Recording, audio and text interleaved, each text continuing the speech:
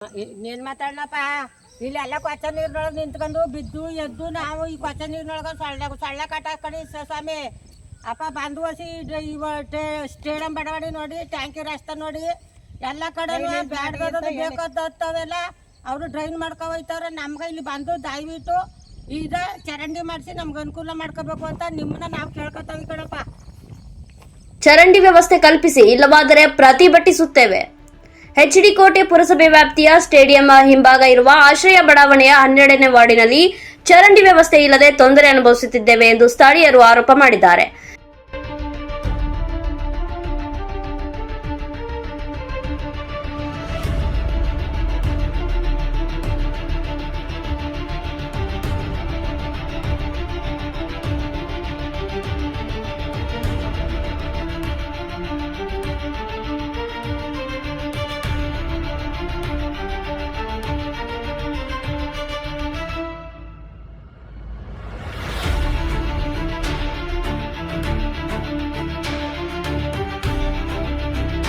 ಸ್ಥಳೀಯ ನಿವಾಸಿ ಭರತ್ ಶ್ರೀನಿವಾಸ್ ಮಾತನಾಡಿ, ನಮ್ಮ 12ನೇ ವಾರ್ಡಿನಲ್ಲಿ ಚರಂಡಿಯ ವ್ಯವಸ್ಥೆ ಇಲ್ಲದೆ ಬಹಳ ತೊಂದರೆಯನ್ನು ಅನುಭವಿಸುತ್ತಿದ್ದೇವೆ.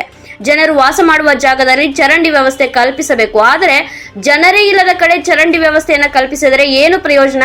ಸಂಬಂಧಪಟ್ಟ ಅಧಿಕಾರಿಗಳು ಕೂಡಲೇ ಚರಂಡಿಯನ್ನು ನಿರ್ಮಿಸಬೇಕು, ಇಲ್ಲವಾದರೆ ಪುರಸಭೆಯ ಮುಂದೆ ಪ್ರತಿಭಟನೆ ಮಾಡಲಾಗುವುದು ಎಂದು ಎಚ್ಚರಿಸಿದರು. 12ನೇ ವಾರ್ಡ್ನಲ್ಲಿ ಚರಂಡಿ ವ್ಯವಸ್ಥೆ ನಮ್ಗೆ ಇಲ್ದಿರೋ ಕಾರಣ ಇಲ್ಲಿ ಅನುಕೂಲ ಇರೋ ಜಾಗದಲ್ಲಿ ವ್ಯವಸ್ಥೆ ಮಾಡ್ದೇನೆ ಅನಾನುಕೂಲ ಜಾಗದಲ್ಲಿ ಹೋಗಿ ವ್ಯವಸ್ಥೆ ಮಾಡ್ತಾ ಇದ್ದಾರೆ. ಜನ ವಾಸ ಇರೋ ಜಾಗದಲ್ಲಿ ಅನುಕೂಲ ಮಾಡಬೇಕು ಇವರು. ಅಲ್ಲಿ ಯಾವುದೇ ಜನ ವ್ಯವಸ್ಥೆ ಇಲ್ಲ, ಆದರೂ ಅಲ್ಲೋಗಿ ವ್ಯವಸ್ಥೆ ಮಾಡ್ತಾ ಇದ್ದಾರೆ. ದಯವಿಟ್ಟು ಮುಖ್ಯ ಅಧಿಕಾರಿಗಳು, ಮಾನ್ಯ ಶಾಸಕರು ಮತ್ತು ವಾರ್ಡ್ನ ಮೆಂಬರ್ಗಳು ಖುದ್ದಾಗಿ ಬಂದು ಇಲ್ಲಿ ಪರಿಶೀಲನೆ ಮಾಡಿ ನಮಗೆ ಒಳ್ಳೆಯದಾಗೋ ರೀತಿ ಮಾಡಿಕೊಡ್ಬೇಕು.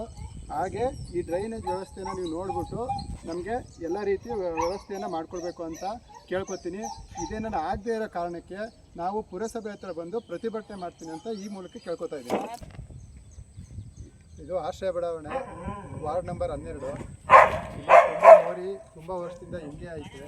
ಇಲ್ಲಿ ಯಾವುದೇ ರೀತಿಯ ಅಧಿಕಾರಿಗಳಾಗಲಿ ಯಾರೇ ಆಗಲಿ ಬಂದು ಈ ಕಡೆ ತಿರುಗು ನೋಡಿಲ್ಲ. ಎಲೆಕ್ಷನ್ ಆಗಿದ್ದು ಒಬ್ಬರು ತಿರುಗನ್ನು ನೋಡಿಲ್ಲ.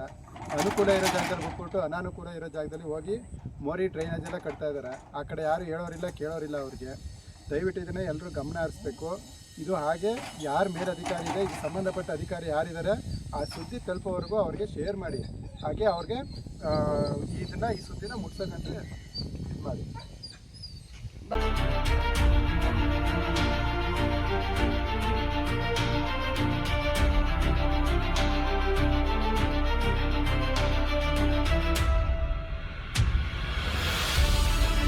ಲಕ್ಕಮ್ಮ ಮಾತನಾಡಿ, ಚರಂಡಿ ವ್ಯವಸ್ಥೆ ಇಲ್ಲದೆ ಕೊಳಚೆ ನೀರು ನಿಂತಲ್ಲಿಯೇ ನಿಂತು ಸೊಳ್ಳೆಗಳು ಹರಡಿ ಕಾಯಿಲೆಗಳು ಬರುತ್ತಿವೆ.